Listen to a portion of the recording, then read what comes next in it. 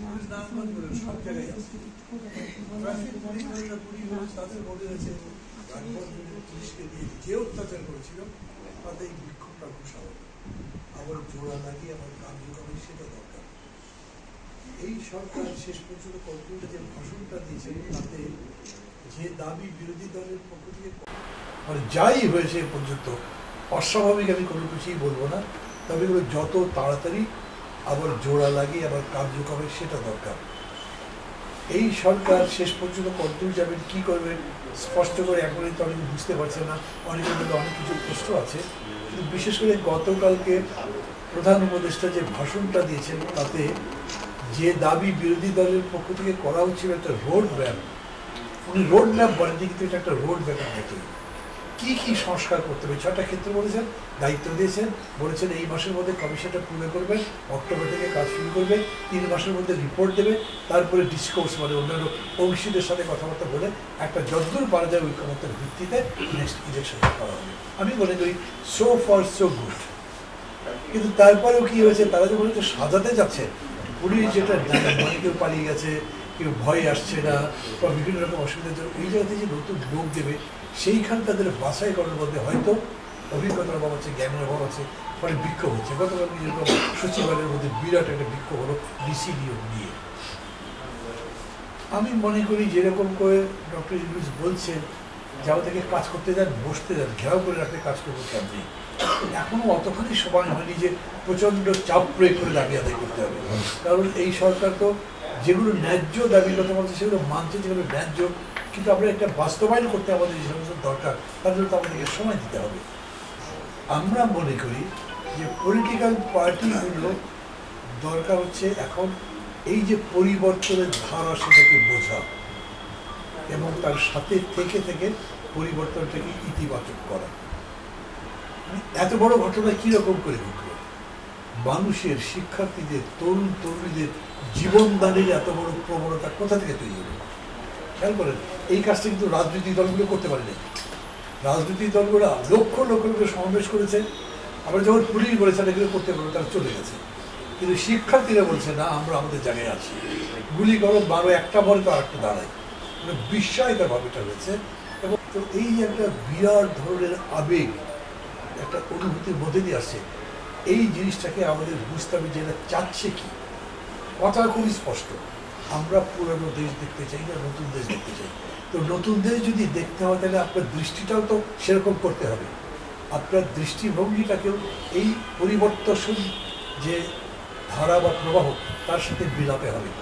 এখন আগের কালচার দিয়ে চলবে না, এখন মনে করছেন যে যেমনি পারি আগে জায়গা দখল করি, যেমনি পারি পোস্ট দখল করি, আমার ক্ষমতা থাকলেই আমি জিতে যাবো, বিষয়টা এরকম হবে না। এখন কিন্তু ডিফারেন্ট। কেন? ওই 3 মাসের টার্ম না, ওনারা বলছেন এই আমরা করতে চাই। এবং বাংলাদেশে ধরেন বড় বড় যদি বিএনপির কথা বলি, তারা কথা বলেছেন আমরা কোনো সময়সীমা দিচ্ছি না। প্রথম তারা বলেছিলেন 3 মাস 6 মাস ইত্যাদি, কিন্তু কালকের পরে বলছেন যে আমরা সরকারকে কোনো সময়সীমা দিতে চাই না, তাহলে যেগুলো করতে চাই করুন, তারপরে করবেন, হুইচ ইজ ভেরি গুড। সরকারকে আমরা সহযোগিতা করব, কিন্তু সরকার যদি ভুল করে তার সমালোচনা করব। Political party is always a guard. রাজনীতি করার মানেই হচ্ছে যে ঠিক কোর্সে যাতে যেতে পারে সেই কোর্সের দিকে নিয়ে যাওয়াতে সহায়তা করা।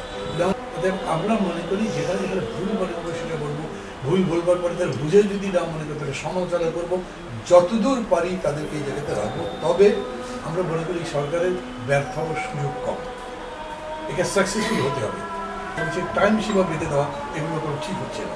কিন্তু রোড ম্যাপ যখন বলছে আমরা বলছি না, রোড ম্যাপ তো লাগবে। সংস্কার করবেন, সংস্কার তো সারা জীবনই চলবে। একটা রাষ্ট্র যতদিন আছে প্রতিনিয়ত সংস্কার করে করে রাষ্ট্রকে এগিয়ে নেবে, কিন্তু কোথায় শেষ হবে যে তারপরে ভোট করবেন? অতএব আপনাকে একটা কোনো জায়গাতে ডিমার্কেশন লাইন করতে হবে যে আমরা এই জিনিসগুলি করতে পারি। মূলত একটা ইলেকশন যেটা গ্রহণযোগ্য হবে, আগের মতো নয়। সবাই মনে করি সেটা ফেয়ার হচ্ছে, সেরকম করবার জন্য যে সময় লাগে সেই সময় দিতে হবে, কিন্তু সেটা একদম বাড়াবাড়ি সময় দিতে পারবে না, অযোগ্যতা দিয়ে সময় বাড়াতে পারবে না। ওই কিছু করে ভোট দিলে তারপরে আবার নির্বাচিত সরকার চলবে। আলটিমেটলি পলিটিক্স হলো কমান্ডার অফ দি সোসাইটি। দেশটা কিভাবে যাবে, সমাজ কিভাবে গড়ে উঠবে, সেটা রাজনীতি সেটা নির্ধারণ করবে।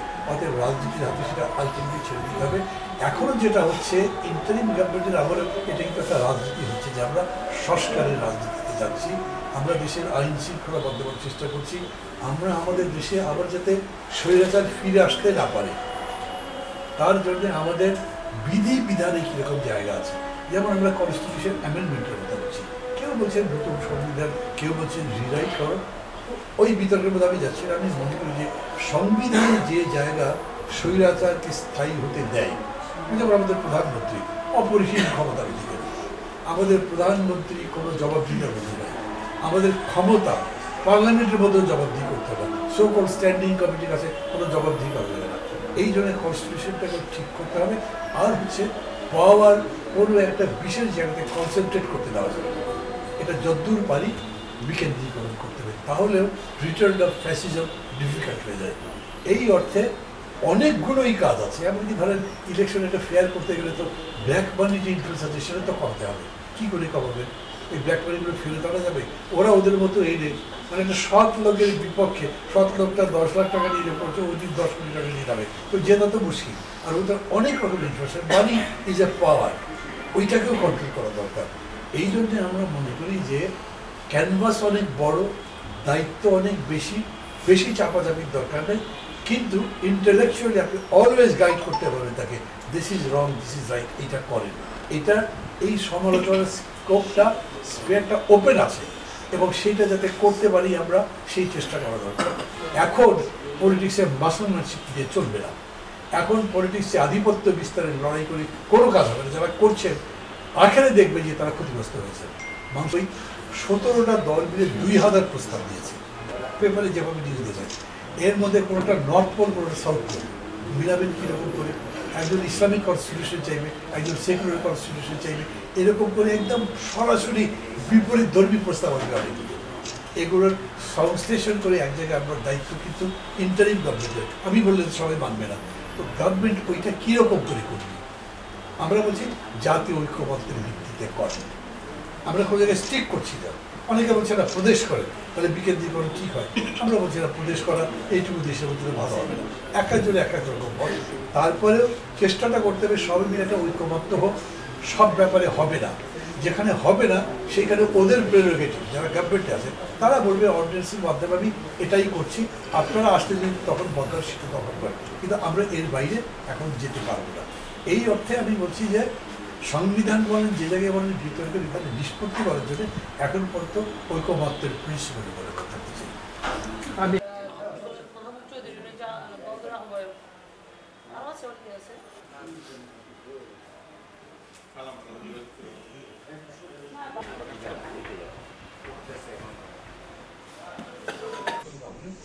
আমরা মনে করি যে পলিটিক্যাল পার্টিগুলো এত বড় ঘটনা কীরকম করে মানুষের, শিক্ষার্থীদের, তরুণ তরুণীদের রাজনীতি দলগুলো করতে পারবে।